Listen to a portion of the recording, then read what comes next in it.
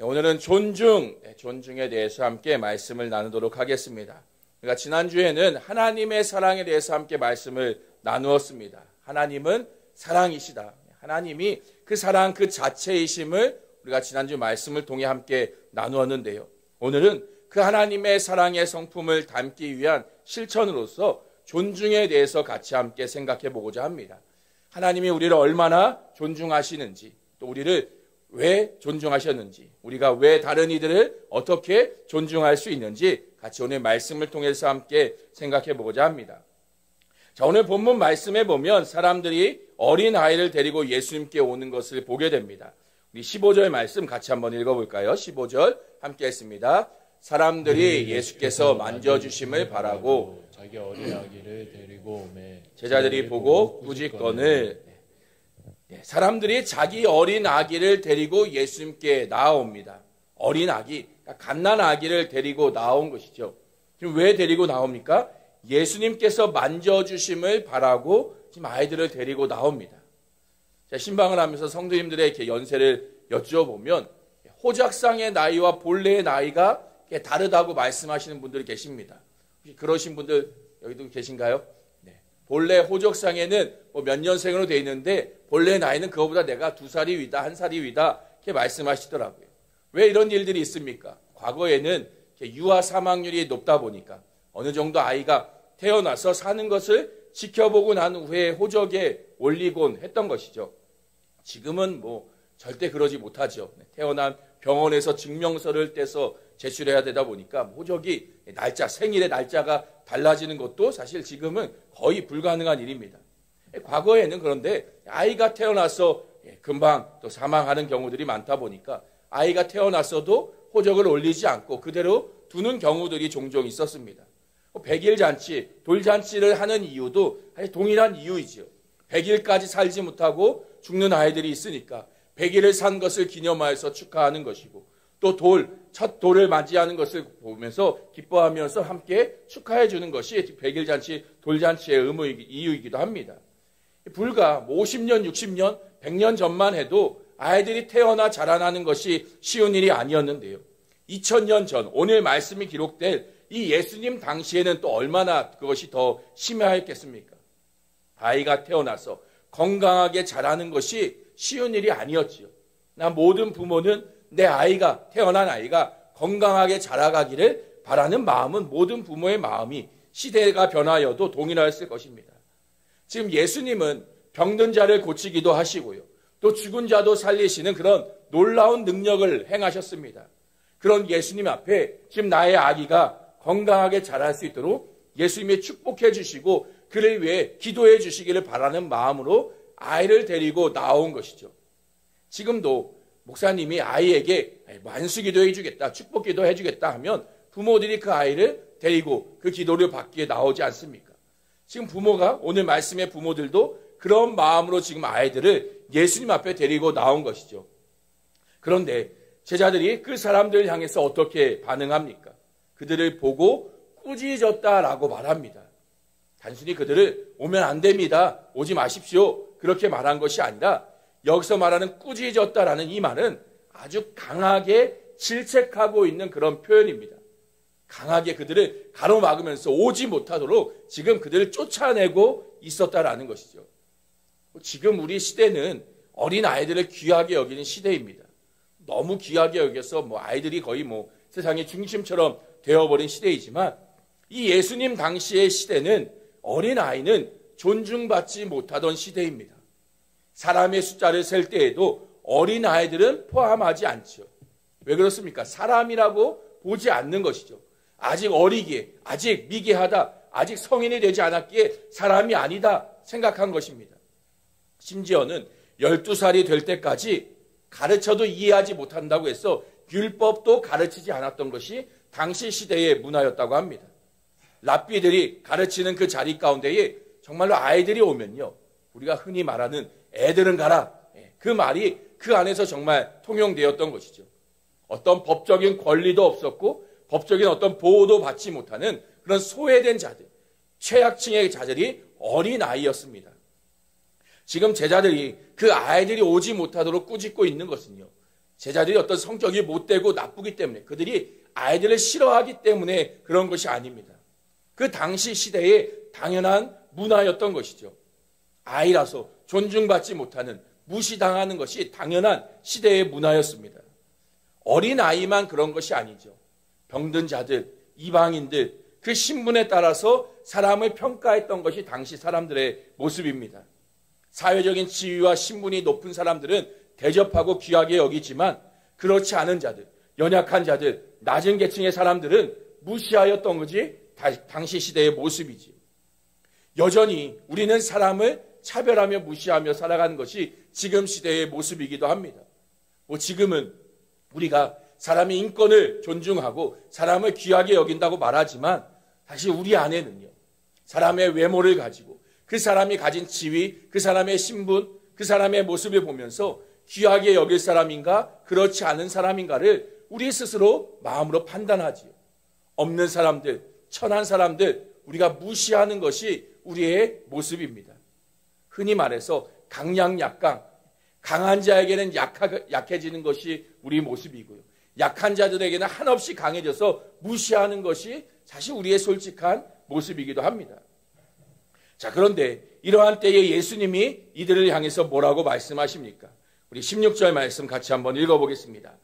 예수께서 그 어린 아이들을 불러 가까이 하시고 이르시되 어린 아이들이 내게 오는 것을 용납하고 금하지 말라. 이런 자의 것이니라. 어린 아이 하나를 불러다가 가까이 오게 하십니다. 그리고 어린 아이들이 내게 오는 것을 용납하고 금하지 말라. 지금 예수님이 말씀하고 있는 것이죠. 애들은 가라. 더 크면 와라. 예수님 바쁘시다. 오면 안 된다. 지금 어린 아이들을 맡고 있던 제자들 앞에서 오히려 예수님은요, 어린 아이를 불러다가 반갑게 맞이하고 계시는 예수님입니다. 우리가 가끔 뉴스나 인터넷에 보면 이런 글들을 보게 됩니다. 유명한 연예인을 보기 위해서 많은 사람들이 몰려들었을 때에 경호원들이 그들을 보호하기 위해서 가까이 오는 사람들을 제재하고 그들을 뿌리치기도 하죠. 좀 심하게, 강하게 그들을 제재하다 보면 그것을 가지고 비난하는 또 뉴스나 또 기사들을 보게 되기도 합니다. 근데 반면에 그런 상황에서 오히려 연예인이 그 가까이 오는 사람들 반갑게 불러다가 사인도 해주고 사진도 찍어주고 하면 그 연예인은 인성이 좋다, 참 착하다 소문이 나기도 합니다. 지금 예수님이 제자들이 그 어린아이를 오는 것을 막고 있는 상황에 예수님이 괜찮다, 그들을 불러라, 용납해라 하고 있는 이유가 지금 예수님이 제자들의 모습과 대조해서 더 좋은 분처럼, 더 선한 사람처럼 보여지기 위해서가 결코 아닙니다. 사람들에게 칭찬받기 위해서, 인정받기 위해서 예수님이 그런 행동을 하신 것이 아닌 것이죠. 지금 이 모습을 보면서 당시 시대 사람들은요, 지금 어린아이를 받아들이는 그 예수님을 오히려 이상하게 바라보았습니다. 왜냐, 앞에서 말씀드린 대로요, 어린아이들이 랍비에게 그 말씀을 배우고 율법을 배우게 나오는 것조차도 막았던 시대였기 때문이에요. 오히려 그것이 올바른 행동이었기 때문이에요. 제자들이 하고 있는 어린아이가 다가오지 못하게 막는 게 올바른 것이었고요. 예수님처럼 어린아이를 받아들이고 그들이 오도록 허용하는 것은 이상한, 뭔가 괴기한 행동으로 보여질 수밖에 없던 시대였습니다.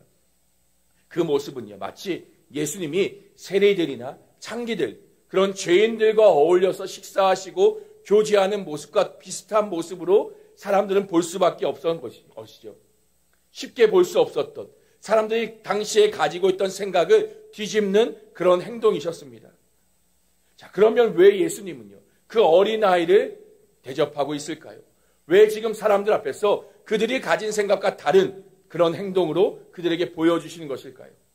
그것은요, 이를 통하여서 하나님의 그 성품, 사람을 귀하게 여기시는, 우리를 존중하시는 하나님의 그 마음과 모습을 보여주고자 하신 것이죠.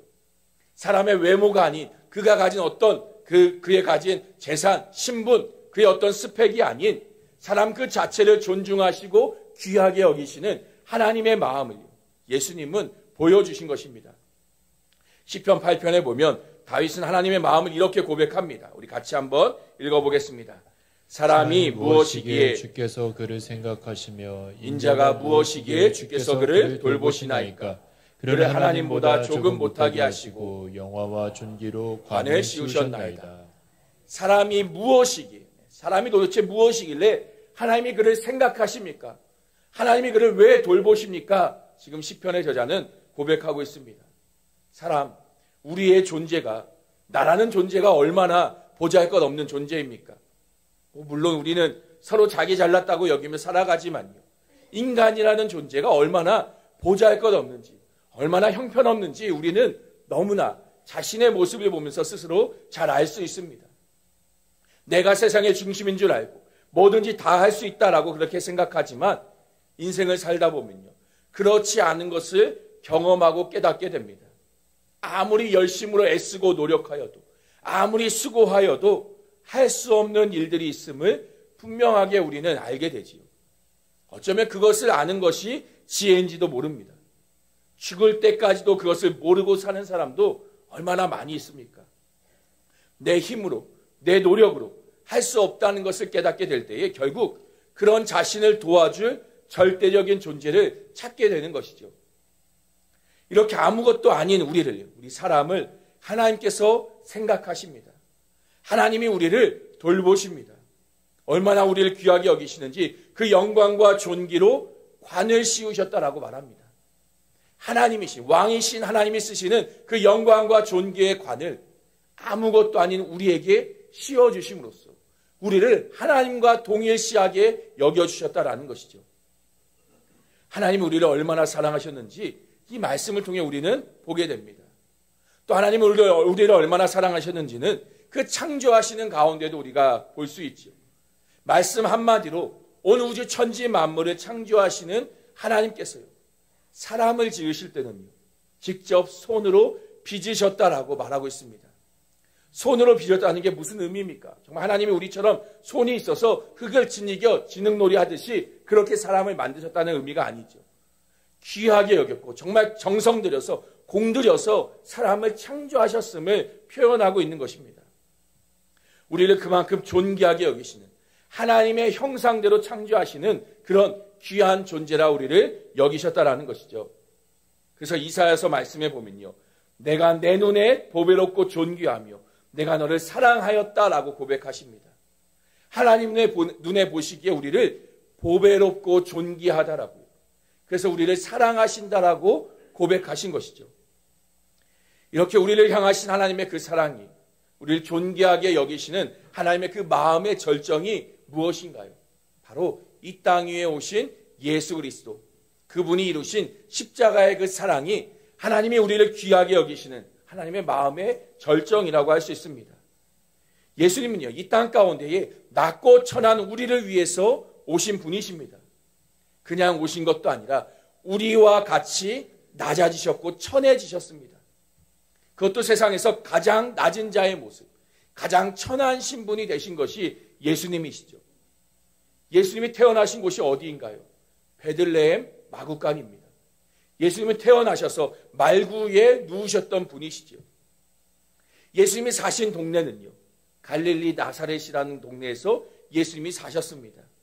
갈릴리 나사렛, 그곳에 무슨 선한 것이 나오겠냐 사람들이 말할 만큼요, 요즘 말로 하면요, 개천에서 용나냐 그런 말을 하는 것과 같은 말이죠. 가장 가난한 동네였고요, 가장 미천한 신분, 목수의 아들, 가장 천한 신분을 가진 가난한 가정에서 태어나신 분이 예수님이십니다. 사실 예수님은요, 얼마든지 왕족의 집안에서 부유한 가정에서도 태어나실 수 있죠. 그렇게 태어나셔도 얼마든지 우리의 죄를 위해서 죽으실 수 있고 모든 구원을 행하실 수 있는 분이십니다. 그런데 예수님은 그렇게 하지 않으셨어요. 가장 천한 자리, 가장 낮은 자리에 임하심으로 우리와 함께 하시고자, 우리의 모든 그 마음을 이해하시고 공감하시며 우리의 친구가 되어주시고 우리를 귀하게 여겨주시고자 하셨던 분이 예수님이신 것이죠. 높은 자리에서 우리를 내려다보시면서 우리를 존중하는 척, 귀하게 여기는 척 그렇게 하시는 것이 아니라 정말 낮은 그 자리 가운데, 정말 밑바닥의 그 자리 가운데 찾아오셔서 우리의 친구가 되어주시고 함께 하시는 참된 존중을 보여주신 분이십니다. 그래서 요한복음 15장 말씀에 예수님은 우리에게 이렇게 말씀하시죠. 우리 함께 읽어보겠습니다. 이제부터는 너희를 종이라 하지 아니하리니 종은 주인이 하는 것을 알지 못함이라. 너희를 친구라 하였노니 내가 내 아버지께 들은 것을 다 너희에게 알게 하였습니다. 뭐라고 말씀합니까? 너희를 친구라 말씀하십니다. 한 목사님의 이야기인데요. 그 목사님은 초등학생인 자녀가 있는데 자녀가 학교에 다녀와서 하는 말이 학교에서 수업에 배우기를 아프리카나 동남아 같은 가난하고 못 사는 나라들이 있는데 그 나라들을 도와줘야 된다라고 학교에서 배웠다라고 합니다. 그 말을 들으면서 그 나라 사람들을 나보다 못한 내가 도와줘야 되는 그런 존재로 생각하는 것이, 이 아이가 그렇게 생각하는 것이 이 목사님의 마음에 뭔가 걸린 것이죠. 그래서 한 번은 교회에서 이 동남아로 선교를 가게 될 기회가 있어서 그 아이를 데리고 함께 선교를 다녀왔다고 합니다. 물론 길지 않은 시간이었죠. 길어야 일주일, 2주일 정도의 짧은 시간이지만 그 선교 기간 동안 현지에 있는 그 아이들, 가난하게 쓰레기 동네에서 사는 그 아이들, 가난한 동네에 사는 그 아이들과 그 자녀를 함께 뛰어놀고 어울리게 하면서요. 그 아이들이 내가 도와줘야 되는 나보다 못한 존재가 아니라 내가 같이 놀 수 있고 같이 어울리는 친구인 것을 아이에게 경험하게 해주었다라고 말씀하는 것을 들었습니다. 예수님께서 낮은 자리로 임하신 이유가 우리의 친구가 되어주기 위함이었습니다. 우리의 존재를 귀하게 여겨주셨기 때문에 우리의 자리로 찾아오신 것이죠. 저 위에서 저 높이서 우리를 내려다보시면서 너희는 귀한 존재야 말로만 하시는 것이 아니라 우리와 같은 존재가 되어주셨고요. 우리와 같은 존재로 여김을 받으시고자 하셨던 것이 예수님의 모습입니다. 그래서 어떻게 하십니까? 우리를 대신하여서 십자가에 죽기까지 하신 것이죠. 우리가 죄로 인하여서 죽어야 할 그 십자가에 예수님께서 대신 우리를 대신하여서 죽으셨습니다. 가장 잔혹한 범죄자들이나 달려야 하는 그 십자가 위에서요. 예수님은 범죄자 취급을 당하시면서 모든 수치와 모욕을 당하셨습니다. 예수님이 당하신 수치를요. 이사야는 이렇게 설명합니다. 우리 이사야 53장 3절 같이 한번 읽어보겠습니다. 그는 멸시를 받아 사람들에게 버림받았으며 간고를 많이 겪었으며 질고를 아는 자라 마치 사람들이 그에게서 얼굴을 가리는 것 같이 멸시를 당하였고 우리도 그를 귀히 여기지 아니하였도다. 예수님은 십자가 위에서 멸시를 당하시고 질고를 당하시고 모든 간구와 천대를 당하셨습니다. 왜 당하셨습니까? 우리를 대신하였어요. 우리를 위하였어요. 우리가 존귀의 여김을 받게 하시기 위하여서 우리가 받아야 할 그 수치, 그 멸시, 그 모든 천대와 그 고통을요. 예수님이 대신 당하신 것이죠. 그 예수님 때문에, 그 예수님 안에서 우리는 더 이상 천대받고 수치를 당하는 것이 아닌 귀하게 여김을 받는 하나님 앞에 존중을 받을 수 있게 된 것입니다. 그래서 우리는요, 날마다 그 십자가를 바라보아야 하는 것이죠. 십자가에서 그 예수를 통하여서 하나님께서 우리를 얼마나 존귀히 여기시는가를 우리는 그 십자가를 통해 배워가야 하는 것입니다. 또 그 모습이 우리가 닮아가야 하는 다른 사람을 존귀히 여기는 모습이기도 한 것이지요. 하나님이 이렇게 우리를 존귀히 여기셨음을 우리가 안다면요. 우리 역시도 옆에 있는 다른 이들을 존귀히 여기며 살아가야 합니다. 그 옆에 있는 지체를 존중히 여기며 살아야 하는 것이죠. 내가 우월하기 때문에 내가 더 잘나서 그 사람을 존중히 여겨주는 것이 아니라 그리스도 안에서 나를 귀하다 여기신 하나님께서 그 사람 또한 귀하다 여기시는 그 하나님의 마음을 알기 때문이에요. 그 마음을 따라서 이 사람이 어떤 사람이든지 그의 외모를 보지 않고요. 그가 가진 스펙이나 그의 존재를 보지 아니하고요. 그 존재 자체로만 그 자체로 귀하게 여기며 그의 친구가 되어주고 존중히 여겨야 하는 것입니다. 서로 존귀히 여기며 이렇게 사는 삶이 그것이 바로 하나님 나라이고요. 천국의 원리입니다. 우리 17절 말씀 같이 한번 읽어보겠습니다. 내가 진실로 너희에게 이르노니 누구든지 하나님 나라를 어린아이와 같이 받아들이지 않는 자는 결단코 거기 들어가지 못하리라 하시니라. 지금 예수님 뭐라고 말씀하십니까? 하나님의 나라를 이 어린아이와 같이 받아들이지 않으면 들어가지 못한다라고 말합니다. 어린아이와 같이 되어져야, 어린아이와 같은 마음이 돼야 하나님 나라에 갈 수 있다라고 말하는 것이죠. 16절 말씀에도 하나님의 나라가 이런 자, 어린아이 같은 자의 것이라고 말씀하고 있습니다. 이 어린아이가 어떤 사람인가요? 우리가 아이들을 키우다 보면요, 이제 아이가 이제 다 컸구나 하고 느끼게 될 때가 언제입니까? 자기 고집대로 하려고 하고 더 이상 부모를 의지하지 않을 때, 이제 아이가 다 컸구나, 이제 곧 내 품에서 떠나겠구나 하는 것을 느끼게 됩니다. 어린 아이는 어릴수록 전적으로 부모를 의지합니다. 갓난아기, 그 아기는 전적으로 부모만 의지하죠. 부모의 도움 없이는 아무것도 하지 못합니다. 조금 자라서도요, 유치원생이 되어도 아직 어리기 때문에 부모에게 많은 도움을 요청하는 것이 어린아이입니다. 아이들은 물론 때로는 자기 고집대로 자기가 뭔가를 해보겠다고 하지만 결국 하지 못하고 자기 힘으로 안 되는 것을 느끼면 부모를 찾아와 도움을 요청하죠. 엄마 이거 해주세요. 아빠 이거 해주세요. 자기의 부족함을, 모자람을 알고 도움을 요청하는 그런 겸손함이 아이의 모습입니다.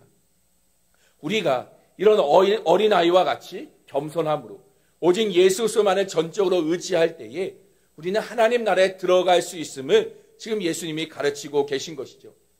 하나님의 나라는 내가 잘나서 교만한 사람들이 갈 수 있는 곳이 아닙니다. 하나님 나라는 내 힘으로 해보겠다라고 하는 사람들이 가는 곳이 아닙니다. 심령이 가난한 자가 하나님의 나라를 얻게 된다라고 말씀하신 것처럼요, 전적으로 하나님만을 의지하고 나는 아무것도 할 수 없습니다, 내 힘으로 안 됩니다, 하나님만이 하실 수 있습니다, 그 하나님을 믿는 자들이 가는 것이죠. 그 믿음이 무엇입니까? 누가복음 9장에 보면 이렇게 말하고 있습니다. 우리 9장 48절 같이 함께 읽습니다. 그들에게 이르시되 누구든지 내 이름으로 이런 어린아이를 영접하면 곧 나를 영접함이요 또 누구든지 나를 영접하면 곧 나를 보내신 이를 영접함이라. 너희 모든 사람 중에 가장 작은 그가 큰 자니라. 지금 예수님이 뭐라고 말씀하십니까? 어린아이를 영접하면 예수님을 영접함이라고 말합니다. 이 영접이라는 말의 의미가 무엇인가요? 요한복음 1장 12절 말씀에 보면 영접하는 자 곧 그 이름을 믿는 자들에게는 하나님의 자녀가 되는 권세를 주신다라고 말하죠. 영접하는 자 곧 그 이름을 믿는 자, 그러니까 영접하는 것이 그 이름을 믿는 것이라고 요한복음은 말합니다. 근데 이 영접이라는 단어를 다른 단어로 보면 섬기다, 대접하다라는 그런 의미도 가지고 있습니다. 그러니까 오늘 누가복음 9장 말씀에 보면 이 어린아이, 그 연약한 자들을 섬기고 대접하는 일이 곧 예수님을 믿는 믿음이라고 말씀하고 있는 것이죠.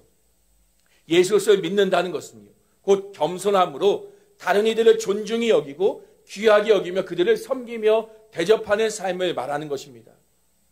우리가 왜 다른 사람을 존중하지 못합니까? 왜 다른 사람들을 무시합니까?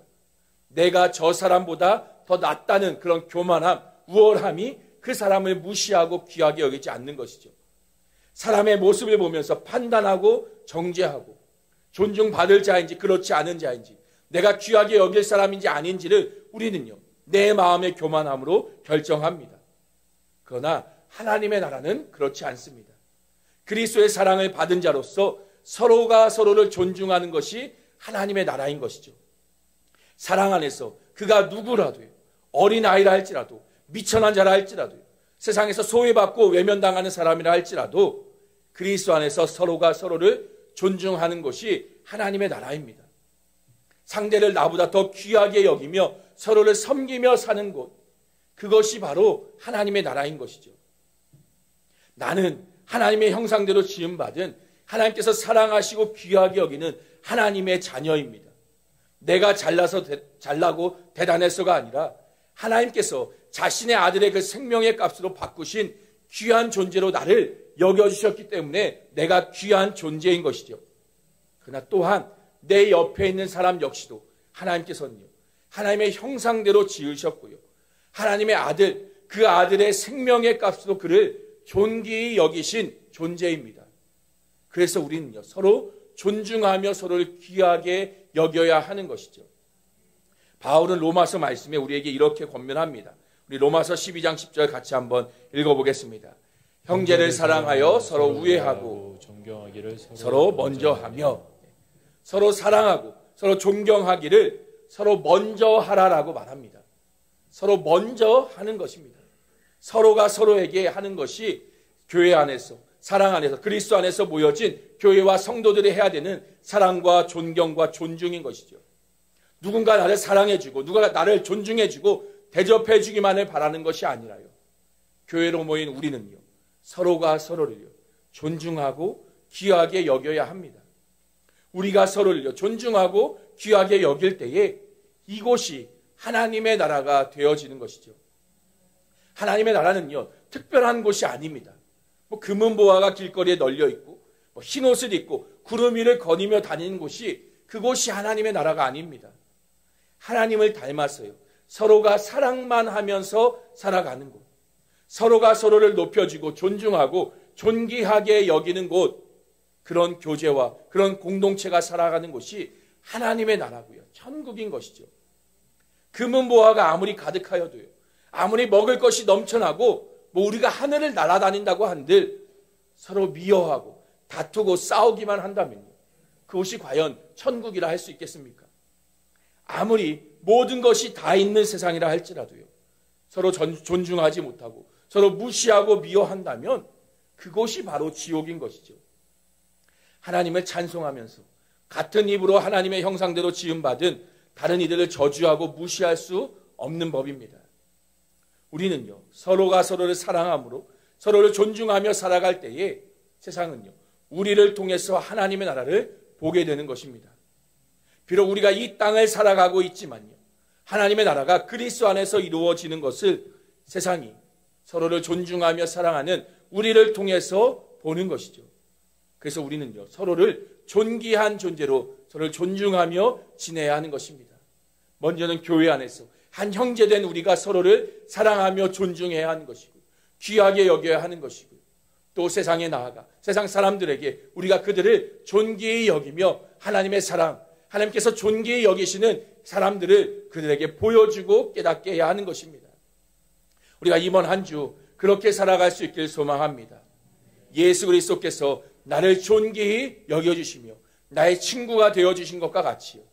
나도 내 옆에 있는 가족들을 또 직장의 동료들 또 교회 안에서의 옆에 있는 성도와 지체들을 또 세상 가운데 소외되고 외면받는 그런 연약한 자들에게 우리가 찾아가 그들의 친구가 되어주며 그들을 존귀히 여겨줌으로써 하나님의 사랑과 그 은혜를 그들에게 전하여 줄 수 있는 우리 모든 성도님들 될 수 있기를 주님의 이름으로 간절히 축원합니다.